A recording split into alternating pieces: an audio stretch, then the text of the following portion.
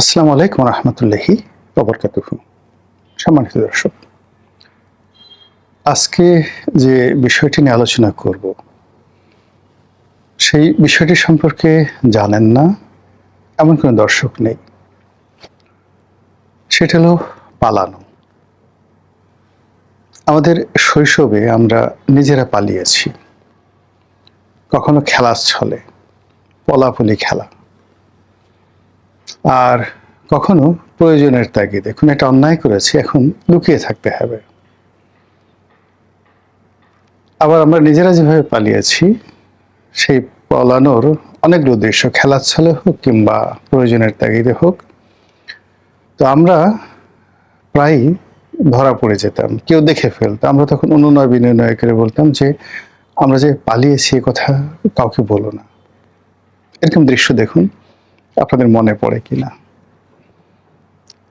আমরা আমাদের নিজেদের বাইরে আমরা পশু পাখি, কীট পতঙ্গ, তাদেরকে পালাতে দেখেছি, এবং সেই পালানো আমাদেরকে ভীষণ রকম, বিশেষ করে বিড়াল, কুকুর, আমাদের যে গৃহপালিত প্রাণীগুলো, তারা একটু বুদ্ধির সম্পন্ন। তো কখনো মানুষের ভয়ে, কখনো মানুষের সাথে খেলার ছলে, কখনো আপন গোত্রের অর্থাৎ এক বিড়াল আর এক বিড়ালের সঙ্গে, এক কুকুর আর এক কুকুরের সঙ্গে খেলতে গিয়ে বা অন্য যে কোনো কারণে রণভঙ্গ দিতে গিয়ে তাদেরকে কখনো পিছনে ফিরে দৌড়াতে হয়েছে, কখনো পালাতে হয়েছে। আমাদের এই সমাজে মানুষ এবং প্রাণীর মধ্যে পালানোর ক্ষেত্রে আমরা যেটিকে সবচেয়ে বেশি নম্বর দেই এবং সবচেয়ে বেশি গালাগালি করি, সেটি হলো শিয়াল। ধূর্ত শিয়াল। শিয়ালের মতো এত চমৎকার করে, এত সুন্দর করে, শৈল্পিকভাবে কেউ পালাতে পারে, এটা সাধারণত আমরা জানি না। এজন্য আমরা কাউকে যদি কখনো নেতিবাচক করতে, কারো মেধা, কারো যোগ্যতা আমরা টিটকারি করতে চাই, কাউকে যদি আমরা ছোট করতে চাই, তাহলে তাকে আমরা শিয়ালের ধূর্ততার সঙ্গে তুলনা করি। আজকের যে শিরোনামটি দেওয়া হয়েছে, সেই শিরোনামটির সঙ্গে কোনটার মিলন ঘটাবো? মানুষের পলায়ন, পশুর পলায়ন, রাজনীতিবিদ বা রাজাবাদশাদের পলায়ন, সেগুলো, নাকি কেবলই কেন পলাবেন, কখন পলাবেন, কোথায় পালাবেন, এই বিষয়ের ব্যাখ্যাগুলো বলবো। আপনাদের হয়তো প্রশ্ন আসতে পারে যে আমি এই সময়টিতে কেন হঠাৎ করে এরকম কথা বলেছি। এর আগেও পালানো নিয়ে আমি বহু লেখা লিখেছি আর বহু ভিডিও করেছি। শেখ হাসিনার জামানাতে বহুবার ভিডিও করেছি, ইউনূসের জামানাতে বহুবার ভিডিও করেছি। এই প্রথম তারেক রহমান সাহেবের জামানাতে পালানো নিয়ে ভিডিও করলাম, এই প্রথমবার। এখন প্রশ্ন হলো যে হঠাৎ করে তারেক রহমান সাহেব বা তার সরকারের মধ্যে কি পলায়নের কোনো লক্ষণ আপনারা দেখতে পাচ্ছেন? বা 4 মাস অতিক্রান্ত হলো, তো এই সময়ের মধ্যে হঠাৎ করে এই পালানোর কথা আসলো কেন? আপনারা লক্ষ্য করবেন যে এই কথাগুলো কিন্তু আমরা বলছি না। সরকারের বান্ধব, সরকারের আপনজন, সরকারের ভেতরের লোক, সরকারের বাইরের লোক, পার্লামেন্টের ভিতরের লোক, পার্লামেন্টের বাইরের লোক, বা যে সকল দল পার্লামেন্টে রিপ্রেজেন্ট করে তাদেরই যে সকল সদস্য পার্লামেন্টে যেতে পারেনি, বা যে সমস্ত দল বা ব্যক্তি পার্লামেন্টে গেছেন, মন্ত্রী হতে পারেননি, সরকারি ঘনিষ্ঠজন, তারপর মন্ত্রী হয়েছেন কিন্তু ক্ষমতা পাননি, তাদেরকে বঞ্চিত করা হয়েছে, একঘরে করে রাখা হয়েছে। তো এ সকল মানুষ একান্ত আলোচনায়, কখনো কখনো মিডিয়ার সামনে সরকারকে ভয় দেখানোর জন্য যার যার অবস্থান থেকে তারা বলেন যে ইন্ডিয়াতে আওয়ামী লীগ পালিয়ে গেছে,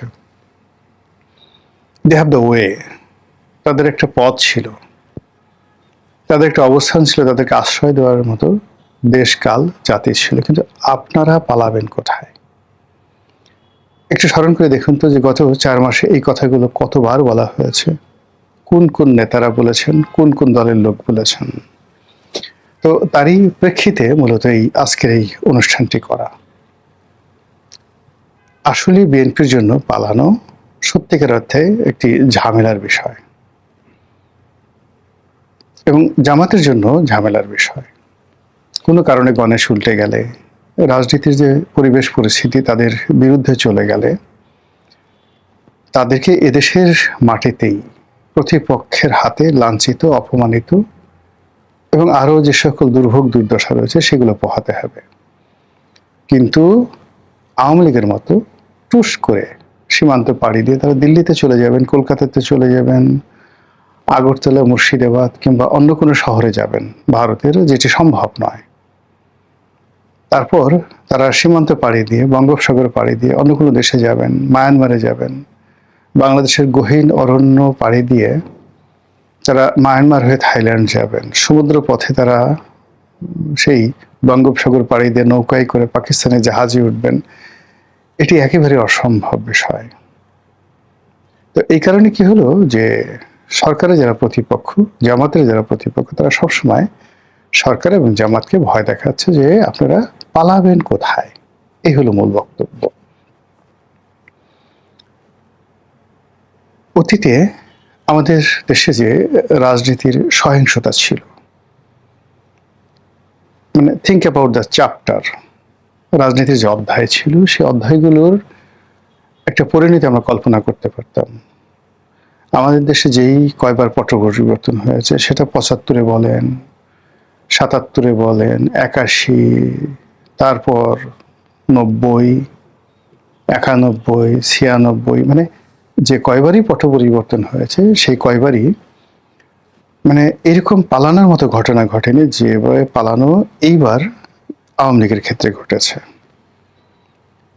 তো সেক্ষেত্রে যেটি হচ্ছে যে আওয়ামী লীগ যেভাবে পালিয়েছে, বিএনপিকে এবং জামাতকে তাদের দুঃসময় একইভাবে পালাতে হবে। There is no way. কারণটা কি? কারণটা হলো আমাদের দেশে যখন, বা পৃথিবীর যে কোনো দেশে, সমাজে কালে একটি মন্দ রেওয়াজ চালু হয়ে যায়, সেই মন্দ রেওয়াজটা কখনো বন্ধ হয় না। ধরুন আওয়ামী লীগ কেন পালালো? প্রচণ্ড একটা ভয় তাদের মধ্যে কাজ করেছে। আওয়ামী লীগ কেন পালালো? তাদের উপর এরকম জুলুম করা হয়েছে, অত্যাচার করা হয়েছে, নির্যাতন করা হয়েছে, যেগুলো সহ্য করে তারা দেশের মাটিতে থাকতে পারেনি। আওয়ামী লীগ জমানার শেষ দিকে বহু খুন হয়েছে, পুরো জমানা জুড়ে অসংখ্য গুম হয়েছেন, খুন হয়েছেন, ধর্ষণ থেকে শুরু করে সামাজিক যে অপরাধ, রাজনৈতিক অপরাধ, তার সীমা পরিসীমা নেই। কিন্তু এই দেশে বসবাস করার মতো তারা বিরোধী দলের জন্য একটি পরিবেশ সৃষ্টি করেছিল। তারা মামলা দিত, মোকদ্দমা দিত, একটু দেরি হতো। ওই জমানাতে মানে কোর্ট কাছারিকে শেখ হাসিনার পেটিকোট বলা হতো। এর কারণ হলো তারা সরকারের কথার বাইরে কোনো কিছু করে না। আচ্ছা, এখন কি অবস্থা আছে বলেন তো? এখন কার মানে আপনি বিচারাঙ্গন নিয়ে কি বলবেন? গত ২টি বছরে যেখানে ন্যায় বিচার পাওয়ার কথা ছিল, সেই ন্যায় বিচার কি হয়েছে? যেখানে আদালতের সুমোটো রুল দেওয়া উচিত ছিল, সেখানে আদালত নিজেই মজলুম হয়ে গেছে। দেশের একজন প্রধান বিচারপতি পলাতক, আর একজন প্রধান বিচারপতি জেলখানাতে। অ্যাপিলেট ডিভিশনের বিচারপতিরা প্রকাশ্য রাজপথে মার খেয়েছেন। বিচারপতি, তোমার বিচার করবে যারা, আজ দেখেছে এই জনতা। এই ধরনের কথাবার্তা পাকিস্তান আমলে বলা হতো, বাংলাদেশ আমলেও এরকম অনেক গান হয়েছে। কিন্তু মহামান্য সুপ্রিম কোর্টের অ্যাপিলেট ডিভিশন অথবা হাইকোর্ট ডিভিশনের কোনো সম্মানিত বিচারপতিকে পিটুনি দেওয়া হয়েছে, মারধর দেওয়া হয়েছে রাজপথে। এটি জুলাই বিপ্লবের সময় ঘটেছে। সাধারণ জনতা বিচারালয় আক্রমণ করেছে, বিচারকরা বিচারাঙ্গন ছেড়ে পালিয়ে চলে গেছেন। এটি গত ২ বছরে ঘটেছে। তো পরবর্তীতে আবার যারা ক্ষমতায় এসছেন, ঢালাওভাবে যেভাবে বিচারপতিদেরকে, মানে পুলিশ যেভাবে পুলিশের চাকরি খাওয়া হয়েছে, সিভিল অ্যাডমিনিস্ট্রেশনের চাকরি খাওয়া হয়েছে, বিচারপতিদেরকে ওইভাবেই দলীয় একটা ট্যাগ লাগিয়ে গণহারে তাদেরকে তাড়ানো হয়েছে। তো বেঞ্চে যারা ছিলেন, অর্থাৎ বিচারাঙ্গনে যারা ছিলেন আওয়ামী লীগ জমানায়, তাদের প্রায় সবাইকে তাড়ানো হয়েছে। যারা আছেন তারা ধুক ধুক করে কোনো মতে বেঁচে আছেন। অনেকটা প্রাচীরের গাত্রে এক নামগোত্রহীন ফুটে আছে ছোট ফুল, অতিশয় দিন, ধিক ধিক করে তারে কাননের সবাই। মানে তারা এমনভাবে আছেন যে কোনো মতে জ্বলছেন এবং আশেপাশের সব লোক তাদেরকে গালাগালি করছে। এর বাইরে আপনি যদি বারের কথা চিন্তা করেন, আওয়ামীপন্থী যত শীর্ষ আইনজীবী রয়েছেন, জুনিয়র সিনিয়র, ঢাকা কোর্ট থেকে শুরু করে অন্যান্য বেঞ্চগুলোতে, ইউনূসের জামানতে তো তাদেরকে দাঁড়াতেই দেওয়া হতো না। এখন কিছু আইনজীবী আছেন যারা নিয়মিত কোর্ট কাছারিতে করছেন, যাচ্ছেন, কথাবার্তা বলছেন, কিন্তু যেটিকে বলা হয় লিগ্যাল রাইট, সেই লিগ্যাল রাইটটা একেবারেই নেই। সরকারের ইচ্ছার বাইরে কেউ যাবে এই কথা কেউ কল্পনাই করতে পারছে না। সেলফ সেন্সরশিপ, আত্মনিয়ন্ত্রণ এবং নিজের নিজের অবস্থান থেকে সরকারকে তুষ্ট রাখার যে চেষ্টা এবং তদবির সবাই এই রাষ্ট্রে করে যাচ্ছেন। এতে করে আওয়ামী লীগ জমানাতে রাষ্ট্রে বসবাসের যে উপযোগিতা ছিল, রাষ্ট্রযন্ত্রের কাছে কিছুটা হলো আশা এবং আকাঙ্ক্ষা ছিল, এবং ন্যায় বিচারের ব্যাপারে একটু ধীর গতিতে হলেও মানুষ আশা করতে পারতো যে লোয়ার কোর্টে না হলেও মানে হাইকোর্টে হবে। এবং শেখ হাসিনা ব্যক্তিগতভাবে যদি কাউকে টার্গেট না করে থাকেন তাহলে তার জামিন হাইকোর্ট থেকে হবে, অথবা শেখ হাসিনাকে সামহাও বললে বা তার কাছে গেলে যে কোনো একটা মাধ্যমে একটা সমাধান পাওয়া যাবে। কিন্তু একই বাংলাদেশ, এ বাংলাদেশে শুধু সমস্যা তৈরি হচ্ছে কিন্তু সমাধানের কোনো কেউ নেই। কোনো মানুষ, কোনো রাজনৈতিক নেতৃবৃন্দ, কোনো মন্ত্রী, এমপি, আমলা কামলা, কারো দরবার আর্ত মানবতার জন্য, মুসলিমের জন্য খোলা নেই। ফলে আমলাতান্ত্রিক জটিলতার মধ্যে যে যার অবস্থানে বসে এতটা হাহাকার করছে, আর নিজের মনের মধ্যে প্রতিহিংসা, জিঘাংসা, হিংসা, দেশ বিদ্বেষ, ক্ষোভ, বিক্ষোভ, অনেকটা যাকে বলা হয় সেই যৌতুগৃহের মতো, যেটাকে গ্যালভানাইজিং ইউনিট বলা হয়, যেখানে লোহা গলিয়ে একেবারে পানির মতো করে ফেলা হয়। ঠিক ওই যৌতুগৃহ, সেই যৌতুগৃহের মতো মানুষের মন এবং মস্তিষ্ক টক বগিয়ে ফুটছে। ফলে এই অবস্থাতে যদি কোনো কারণে ক্ষমতার একটা ট্রানজিশন হয়, তাহলে মানে এই তিনটি, এখানে 3 থেকে 4টি পক্ষ আছে এই মুহূর্তে। ডক্টর মোহাম্মদ ইউনূসের একটি পক্ষ, তাদেরকে মদদ দিয়েছে বিদেশি যে সকল পক্ষ বাংলাদেশে আছে, তারা সরাসরি বিদেশি কিছু লোকজন, বিদেশি রাষ্ট্রের যারা প্রতিনিধি তারা, এবং সে সকল রাষ্ট্রে যে সকল দালাল রয়েছেন, ফড়িয়া রয়েছেন তারা। এই গত 2 বছরে সাংবাদিক, সাহিত্যিক তো এখন আসলে নেই বললেই চলে, সাংবাদিক নামধারী কিছু লোক আছেন, কিছু নব্য ব্যবসায়ী, নব্য রাজনীতিবিদ, ধড়িবাজ, যে সকল লোকজন তৈরি হয়েছে গত 2 বছরে, বিশ্বাস করেন তাদের পালানোর কোনো জায়গা নেই, নো ওয়ে।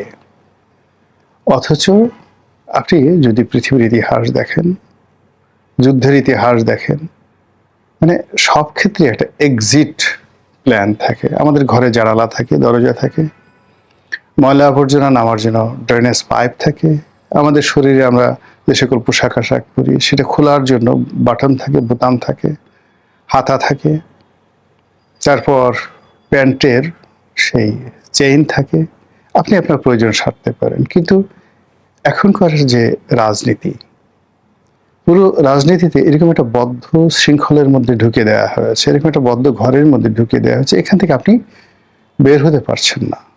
সীমানা পাড়ি দেওয়া তো পরের কথা, অথচ যখনই এরকম কোনো কাজ করা হয় রাজনীতি বা অন্য যে কোনো জায়গাতে, প্রায় সব ক্ষেত্রে একটা সেফ এক্সিট থাকে, পালানোর একটা পথ থাকে, ফেরার একটা পথ থাকে, ফিরে আসার একটা পথ থাকে। কিন্তু এখন সকল পথগুলো, আসার পথ এবং যাওয়ার পথ, রীতিমতো সিল্ড হয়ে গেছে, বন্ধ হয়ে গেছে।